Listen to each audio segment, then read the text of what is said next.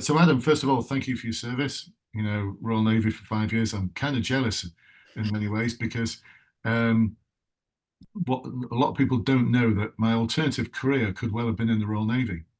I was in the reserves for the Navy before I joined the police, and I absolutely adored it. I loved being in the reserves. I thought it was amazing.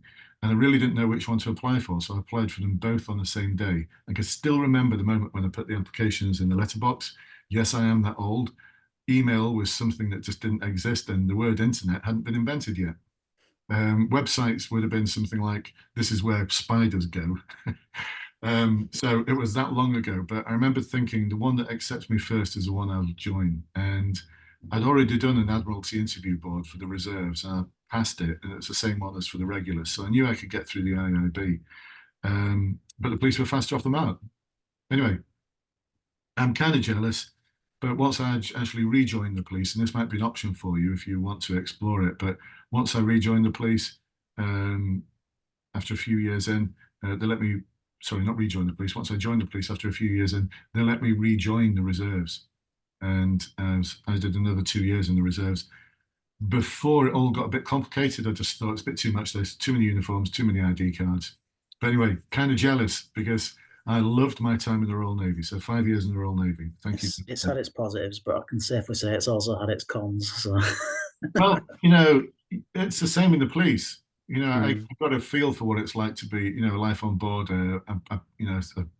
Nothing like what you'll have done, but I spent small amounts of time I went on an Oberon class submarine for 2 weeks. mm. That put me off completely, submarines. It's just like, why would anyone want to be a submariner? So I got a feel for some of the downsides, but also I think the upsides outweighed it. And it's the same for the police. The grass is Mm. not always greener. It's just a different length and a different thickness and a different type of grass. But I think there's always ups and downs. I just want to stay in a disciplined service, but one where when you've had a hard day, you can go home and you can be with your loved ones. Whereas when you have a hard day and you're 3 months, well, 1 month into a 4 month deployment, it can be Yeah. quite hard to them. And I remember that was one thing where I remember a navigation officer on HMS Fearless saying, you'll have to marry the service, and Mm. relationships outside of the service will be difficult for you. Anyway, to address your question, so um, career change, you will find joining the police not easy because it's a different type of disciplined environment. Although what I did like about the Royal Navy is everyone seemed to know their place. The command and control within the Royal Navy, I learned a lot from that and applied it to the police. Because sometimes you'll go to an incident, and many a time I've been to an incident as a sergeant and inspector and said, right, who's in command? And they've gone, don't know, aren't you? And I'm like, someone needs to be in command of this incident. Who's taken command of Mm. it from the very outset? And it's like no one knows. And it's just a mess. Whereas in the Royal Navy, it's really clear, especially on the bridge of a ship, isn't it? It's really clear who's got command and control at any Yeah. one time. Really clear, crystal clear. So I love that.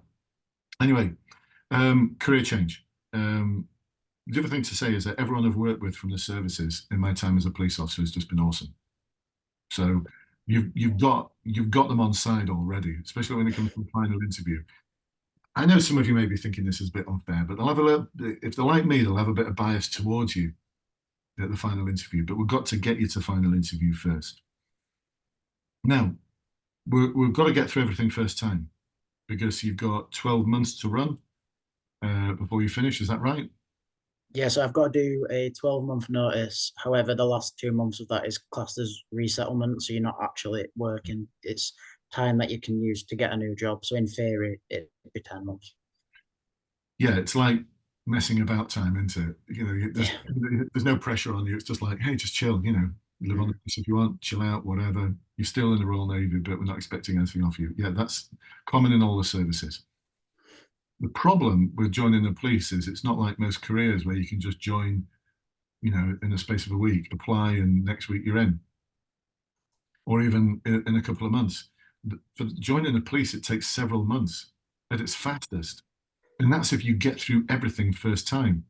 So you've got to get through the national SIFT first time. If you don't, you've got to wait 3 months. If you don't get through the online assessment centre first time, you've got to wait 3 months. If you fail it for a second time, you have to wait 12 months until you can resit it.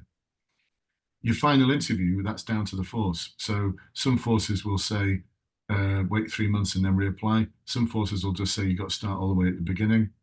Normally, if you've got a bad mark at the final interview, if you're borderline, they might invite you back in a week or two. But it varies from force to force. And it's all based on supply and demand as well. It's all based on supply and demand.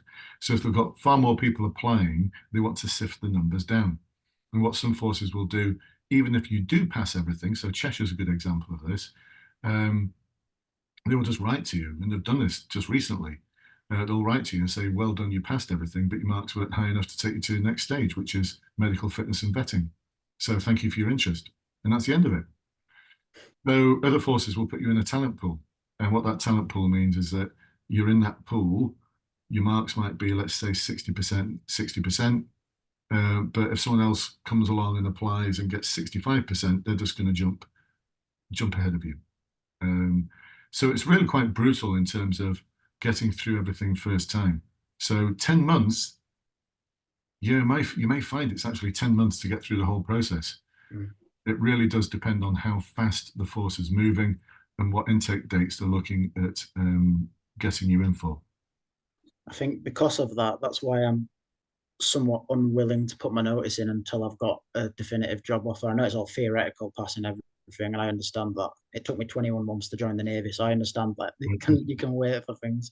But from my point of view, I've got like a house, I've got a car, I've got dependencies, and what I don't want to do is take a gamble, put my notice in with the Navy, and 10 months down the line, please turn around and say, sorry, we don't want you. And then I'm like, well, bit of a pickle here. So. Yeah. The other problem you've got is if you get through everything, they'll be saying, so if you got everything through everything now, if you got through your final interview, let's say today, and you got news straight after your final interview that you'd passed, they'd already be warming you up and saying, okay, so we're at the beginning of January now.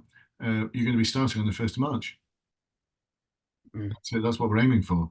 So you just have to turn around and go, well, I can't do that because I've got to give 10 months notice. And then they may turn around and say, well, we can defer. So some forces may just say, well, you should have thought of that when you applied. Other forces may say, well, we'll let you defer, but we're not going to guarantee anything at all, because we might not be recruiting in 10 months' time, or we might Mm. not be recruiting the same numbers. Or actually, your pass marks will say, yeah, we'll defer you, but then it comes to 10 months' time, only to find that there's lots of people ahead of you in the queue who've got better marks than you. So Cumbria is a small force. Their intakes would be just like 20 strong, 15, 20 Mm. people. So if they defer you and you've got through everything and your marks were good but not brilliant, then you could get deferred. There may not be a guarantee at the end of it. Nothing is guaranteed in joining the police until you've got a warrant card in your pocket. Because even when you join in your first few weeks before they attest you, and that's when you get your warrant card, they can just get rid of you. They can just say, right, well, we don't think you're suitable. Goodbye. It's only once you've got the warrant card in your pocket that there's some certainty around the role. So it's a really difficult position that you're in.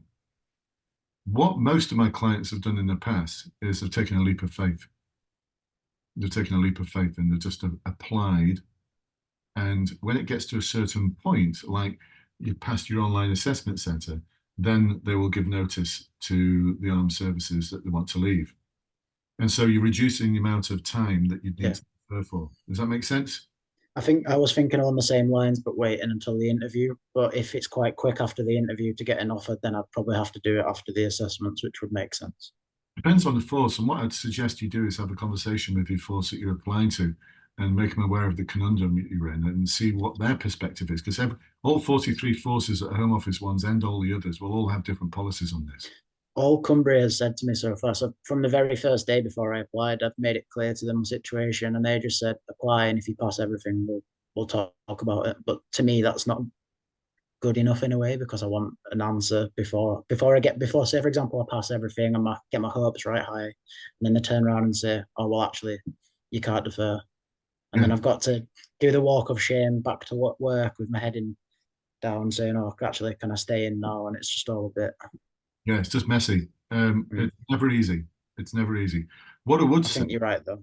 yeah, what I would say, I mean, I'd leave it until you've got through like National SIFT, Online Assessment Centre, um, then I'd look. I've completed the sift already, Right, and my online assessment centre is between the 5th and the 12th of this month. Right. Um, Well, you're so going to hopefully get. by the end of January, if everything goes well, then I might be in a position to just, like you say, take a leap of faith and do it. But There's some kind of leap of faith needed. mm, One thing you will find though is that if you've got so in that 10-month period, and then you've got the 2 months at the end, what you will find, and most of my clients, the majority of my clients have found this to be true, is that the armed services are very good at releasing you if you're going into the police or the fire service or some of the uniformed public service where, you similarly to the Royal Navy, you're going to be a servant of His Majesty the King. So they tend to be quite flexible when it comes to leaving the armed services and going into the police service. So if you've got a start date and you can say, look, my start date's in 1st of July, then my experience with my clients over the years has been that the armed services will be flexible because you're going into another organization where you're similarly a servant of His Majesty the King. And so there's a lot of wriggle room there. And you'll find that. So that's why your leap of faith might be a bit easier yeah, to take because you will find them to be accommodating. Because the last thing they want is, you know, Mr. Sulky Pants on board some ship on a deployment who's just severely pissed off. He could have been, starting on the police, and instead they're doing whatever role you do on board a ship on a 4 month deployment, and you're just bringing the morale down because mm, you'll just bring the morale down. And I know from my times in the Royal Naval Reserve, I know it's not quite the same as the Royal Navy full time, but a happy ship, the captain wants to make sure that their ship is a happy ship. Is that still the case? it is. Apart from I'm land based at the minute, so Oh, okay. But I've anyway, done you I've know, done 3 years on mine hunters, and my time on there, I would agree. It's oh, happy wow. ship is a good ship. So Well, there you go. Well, there's something we have in common because back in the day, back in the 80s when I was in the reserves and the early 90s, the Royal Naval Reserve, I don't know if they still do, but they had responsibility for minesweeping and mine hunting. It was the 10th Minesweeping Squadron. And did I have some awesome deployments on the old Ton class minesweeper? My goodness, they might have been rickety and old, but I learned a, mm, I learned a lot about life. I was very grateful for the reserves for giving me that opportunity. So anyway, drop me a line if you want, if you're having if you're having a conundrum moment. But ultimately, the other thing I'd focus on is just making sure you pass. yeah, Making sure you do the preparation that's going to pass. Plan, prepare, practice, so that on the day you can do this online assessment center, which for me is one of the most formulaic tick box assessment processes out there. Full stop. So hopefully that's answered the question for you. In cheers. terms of the written exercise, um, the problem solving approach, you know, it's quite in depth. And, I make no secret about it. But, if you're watching this on YouTube now as a recording, um, I can't and don't put all the good stuff out there. It's like I'll give you a little box of gold, but the big Mm, box of gold comes with my services because, I love what I do.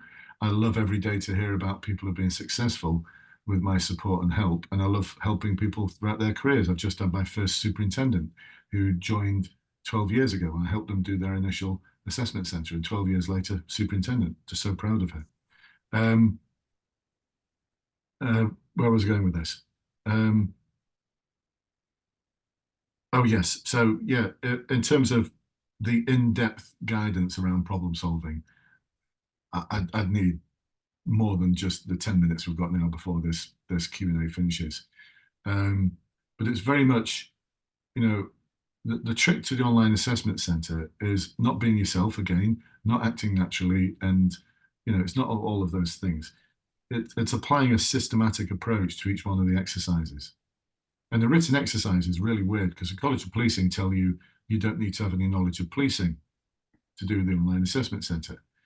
And yet they're putting you in a position of being a neighbourhood constable in an area where, quite frankly, if I was a neighbourhood inspector for that area, I'd get my coat because I would, if I'd let things get that bad, I'd be the worst inspector out there.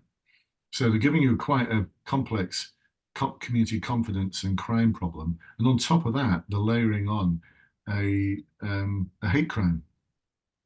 delayering on a hate crime. So a vulnerable person with a disability has had a rock thrown through their window and had graffiti daubed on the outside of their flat. That's a hate crime. That's a hate crime. And they're going to ask you, how would you go about dealing with that? How are you meant to know how to deal with that? By the way, you use the 5 building blocks of a criminal investigation. So just look that up, by the way. Just look up 5 building blocks of a criminal investigation. You might find something on Google, but they basically, the way we approach it is we safeguard the individual, we make sure the victim's safeguarded, not going to come to any further harm, and we make sure that no other victims come to any harm because we might be unaware of any further victims. We need to take some actions to actually find out if there's been any other victims. Secondly, we're going to preserve the scene. We're going to preserve the scene so that then we can take the third step, which is securing and preserving evidence from the scene. Fourth step, we're going to seek out witnesses and CCTV. And see what we can do to expand the net of who knows what about this particular incident. And the fifth step, the very last step, is to seek the prompt and effective arrest of any offenders or suspects. So again, 5 steps to a criminal investigation. And that's what we use. That's what enables people to score really highly. Because even if they changed everything in that written exercise and gave you something completely different, if it involved a crime, you just apply that 5-step systematic approach. Same with problem solving, same with building up community confidence, same with building up community cohesion and enabling the community to be the best version of itself it can be. Again, systems, processes, templates, models, and these are all things I've developed from things that exist in the police already, or I've actually just borrowed from the police world over the past 3 decades. They all work. They're all based on research and they all work. So hopefully that will help you there, Adam. All right. Yeah, thank you.